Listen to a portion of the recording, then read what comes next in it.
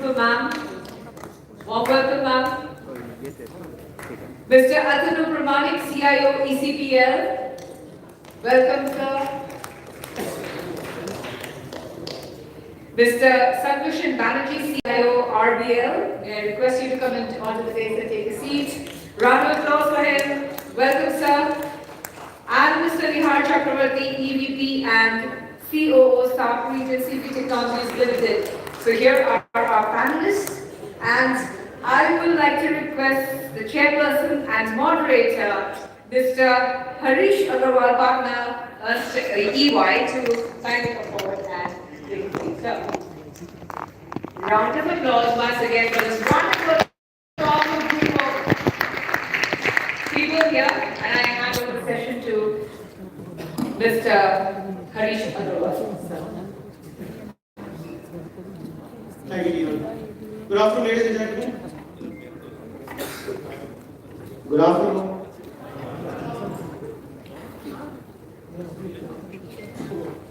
So just before we came in, we were having a chat with the panelists and we were talking about the topic we were talking about today. And I think it's a very different type of topic, and I think as a person who works for a service provider, professional services company, we end up providing services to our clients. But if you look at the panel here today, some of them are CIOs or CEOs, and they provide service one to internal customers and also to external customers. So they would bring a very, very different perspective as to how they look at what results in a superb customer experience. And we have a fair mix of people from the media industry, which is going through a big change from the shift from print to electronic media, social media is a big challenge, and I'm sure our panelists will talk about that. We have, Atanu, who's from, obviously, heavy industry, produce process, kind of company. We have Sankarshan, who's from buying. I'm sure he's got his own perspective on, what gives a superb customer experience to his internal customers, how does he enable them, and then how do they use the same tools that are provided by his team then to serve their clients. And all of us, I think, are consumers of what their companies provide, banking, media, heavy industries. So I'm sure we'll have an exciting 40 minutes. I hope I'm getting 40 minutes. Tina usually only 30, but I'm going to take my 40. So with that, I'm going to pick on the lady first here.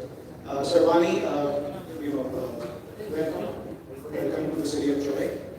And what according to you is a superb customer experience? How do you measure it? How do you define it? Is it always like I know it when I get it? How would somebody measure it? Do you have any personal experience of not only in your organization, but when as a consumer you observe great customer experience, and then how does your department or how should IT departments enable such experiences? Thank you, Harish, and thank you, AVP, for inviting me here. Really happy to be a part of this illustrious panel. That's a very pertinent question, Harish, because today the consumer is so empowered, so well informed, and spoiled with choices, and always wanting to engage with brands on the channel of their choice, and having very expectations of excellent service. So if the experience is anything but superb, it doesn't take long for a consumer to walk away or click away, or likely click away to the competitor's side. So a superb customer experience for me would be one which is highly contextual, personalized, effortless, and frictionless at every touch point. And it should engage with me on my own terms. For me, customer experience, I feel, begins even before we become a customer, right? Because if the pre-purchase experience is not good, then we might choose not to become a customer at all.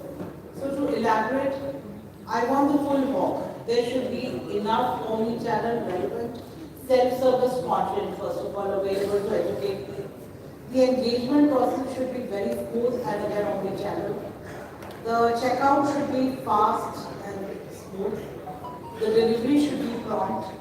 By delivery, I'm including everything, whether it's content delivery in case of media, whether it's a purchase, whether it's a store delivery. It has to be prompt and correctly stated. The return policy and the return process should be very efficient and smooth, and the support above all has to be omni-channel and efficient. So all of these are prerequisites to have a smooth customer experience. For me, it's not a transactional one-off thing, it's a long-term related thing. The brand should engage with me when and whenever I want it, and with ease and consistency at every step. Consistency is very important. And every interaction should be meaningful and delightful. So that's what, according to me, is the superb customer experience. And today, all the household websites, etc., which are an integral part of our life, be it Amazon, Myntra, Swiggy, Big Basket, all of these we are dealing with are quite good in this regard. But if I were to pick one, I think Amazon would take the cake. As far as inventory goes, placing the order goes, checkout, deliveries, and packaging, and above all, the return policy. No questions asked. At times, I think Amazon loses out on money, but for pleasing the customer, they go the extra mile. In case your self-service support needs to be escalated to a call, it's they who call back. Rather than frustrating you with a call center number where you keep hearing taped messages over and over again, it's they who call back. That, according to me, is a poster boy as far as excellent customer service is concerned. Now, coming to the IT function, all three stages of customer experience, discovery of the customer, engagement with the customer, and then delivery. All of these three stages, IT has a significant role to play. It's no longer restricted to the customer support department. In fact, it cannot function without being enabled and supported with IT. So now with a whole plethora of channels, the channels that have come about, it is mind-boggling, and the only way to provide excellent customer support would be to know who your customer is, what are their needs, what are their preferences, what are the preferred channels, and only then can you serve customized content, make personalized recommendations. Therefore, that's where data technology comes in. The introduction of customer data platforms is a great tool which helps you have a unified and a shared view of your customers and do an omni-channel customer profiling. So there is a consistency in all your interactions and transactions, which is what is very delightful from a customer standpoint. So AI-powered social listening, IT is there all over the place when it comes to tracking the customers, AI-powered social listening, be it tracking your brand online, what is being talked about you on social media, tracking your competitors, leveraging actionable insights, strategizing with data-driven decisions. IT has a role to play, and these are more obvious things. What is less talked about are also a few things which are significant, which I think that should be mentioned. The back office automation, which is a very important part. People spend a lot of effort and time these days on the front-end interface.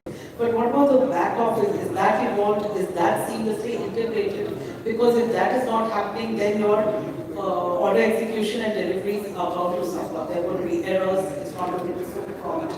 Then customer experience, a good customer experience also requires a great user experience, be it our internal customers or our external customers.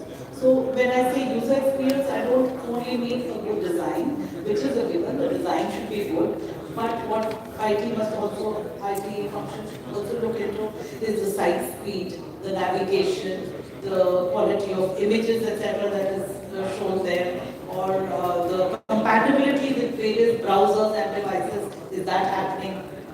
So these are a few important things. And last but not the least, the support function. Support is assuming a big significant role nowadays.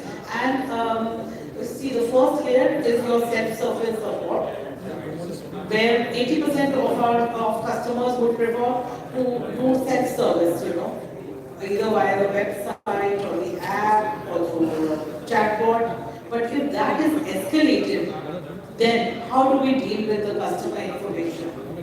Most organizations deal with, session-based or channel-based barriers or silos of information. Is that being shared across the team so that if it gets escalated every time the customer doesn't have to repeat his or her story? Is that shared? Is the visibility there from the previous session, from the marketing to sales to customer support and various levels of escalation, the story should be there. So I feel IT has a lot to do in providing an excellent customer experience. Thank you, Sharmani. I think you've set the context of how I think various assets of IT enable us to build customer experience. I'm going to switch industries. I'm going to just mix it up with production because if I may call on you, you belong to a very different industry. And obviously, your industry is also facing a lot of, I would say, competition from newer players. Some of them had one legacy. I think your bank itself has also been doing a lot of innovation using technology.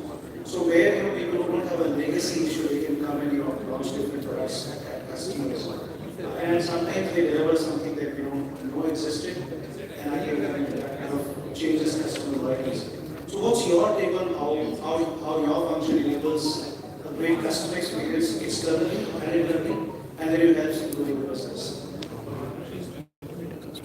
Thank you. Nobody's really fond of banks. Banks always charge you around.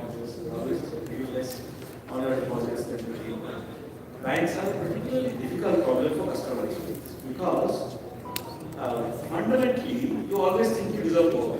You always think you're getting less. So the idea, we are also a legacy. RBL is a 75-year-old bank. Been around for a long time. It started redefining the digital experience around 10 odd years ago. They quite successful. And many other banks in India have done similar things. SBI has done it, ICICI has done it. A few of these banks have started realizing that they can